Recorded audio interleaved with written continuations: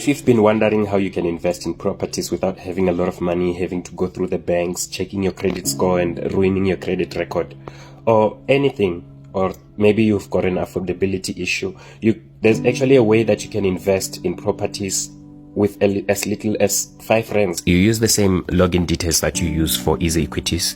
You log in and you browse through the properties, and one of the properties that is being funded at the moment is this building called Sexton Square. I think it's in Rosebank, and we may be buying maybe 3 or 4 apartments. I'm not sure in this one.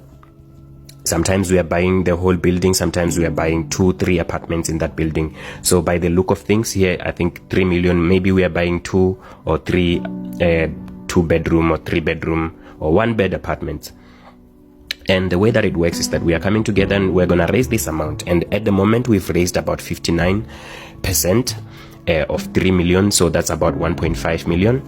And we are going to raise that amount. If we do not, then every investor is going to get their money back. And if we raise more than 100% that's required, for example, if we raise 3.5 million instead of 3.2, everyone is going to get back their money.